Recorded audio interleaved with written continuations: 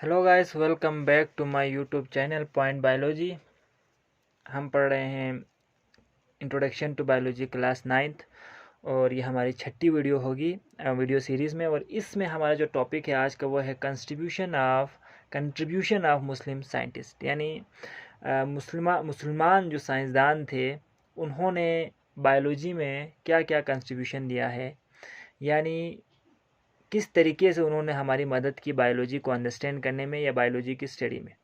तो यहाँ पर आपके बुक में 3 साइंसदानों का जिक्र है। इसमें हमारे पास पहले आता है जाबिर बिन नहयान, बू अली सीना और अब्दुल मलिक असमई। तो ये 3 ऐसे साइंसदान हैं जिन्होंने साइंस में या आप कह सकते हैं बायोलॉजी में अपना बहुत बड़ा कंट्रीब्यूशन दिया या अपना किरदार अदा किया। तो इसमें हमारे पास सबसे पहले अगर हम बात करें जाबिर बिन नहयान की, तो जाबिर बिन नहयान बेसिकली वो एक केमिस्ट थे। केमिस्ट यानी केमिस्ट्री पढ़ने वाला था, केमिकल के साथ वो अक्सर खेला करते थे और उसने बहुत सारे बुक्स प्लांट और एनिमल पर लिखे हैं। ठीक है, जैसे कि उनका एक फेमस बुक है अल नबातात। ठीक है, अल नबातात और दूसरा उनका जो फेमस बुक है वो है अल हैवान। तो ये ऐसे 2 फेमस बुक हैं जिनको आज भी बायोलॉजी में लोग पढ़ते हैं, मेडिसिन में पढ़ते हैं। ये 2 उनके एक फ़ेमस किताब है। एक है अल नबातात जिसमें प्लांट के बारे में ज़िक्र किया हुआ है, उनके क्लासिफिकेशन की, और अल हैवान जिसमें एनिमल्स के बारे में काफ़ी डिटेल में बताया गया है कि किस तरीके के एनिमल्स दुनिया में हैं, कैसे इनको हम अलग कर सकते हैं। तो बहुत ही डीप में है।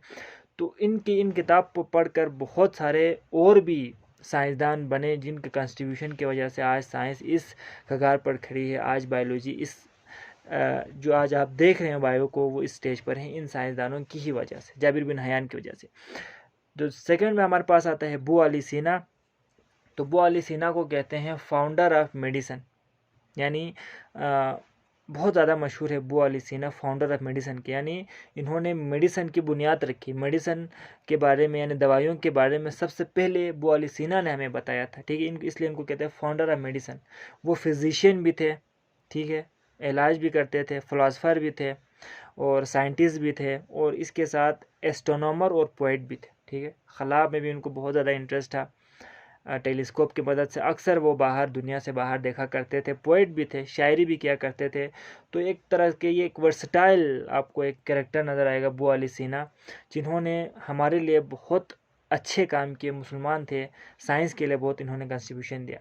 उनका एक फेमस बुक है बुक ऑफ हीलिंग और दूसरा है द कैनन ऑफ मेडिसिन। 2 ऐसे अहम बुक है जिसको आज भी मेडिसिन में पढ़ते हैं, यानी जो डॉक्टर बनते हैं उनके लिए ज़रूरी है इन बुक को समझना। द बुक ऑफ हीलिंग, तो इसमें किस तरीके से अपने आप को कोई बीमारी हो जाए तो आप उसको हील कर सकते हो, उसका इलाज ढूंढ सकते हो, उसके बारे में बताया गया है।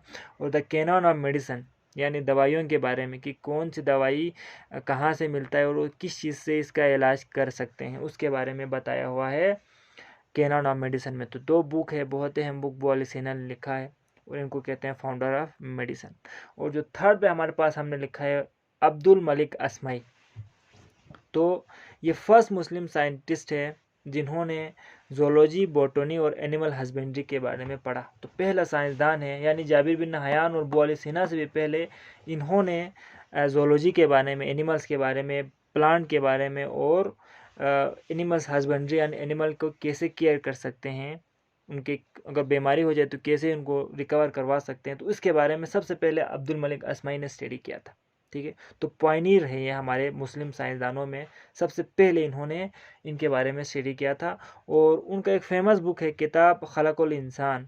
तो ये बड़ा मशहूर किताब है और इसमें कि कैसे इंसानों को पैदा किया गया, कैसे इंसान का स्ट्रक्चर है, तो इंसान के बारे में पूरा डिटेल है। ठीक है, एक मशहूर किताब है, तो इस वजह से बहुत ज़्यादा फेमस है इस किताब की वजह से। तो अगर आप यहाँ पर देख सकते हो कि हमने सिर्फ 3 साइंसदानों का जिक्र किया है और इनकी कंट्रीब्यूशन न इतना ज़्यादा है कि हम गिन ही नहीं सकते। इन्होंने हमें एनिमल के बारे में बताया, प्लांट के बारे में बताया, मेडिसिन के बारे में बताया। तो इनकी कंट्रीब्यूशन की वजह से ही आज हम इस जगह पर हैं। और दूसरा जो बू अली सीना है, इसको आज भी जो अंग्रेज़ हैं, जो यूरोप वाले हैं, इनको बहुत कदर निगाह से देखते हैं। इनका अलग से म्यूज़ियम बना हुआ है जिन पर इनके सारे काम को स्टडी करते हैं मेडिसिन में।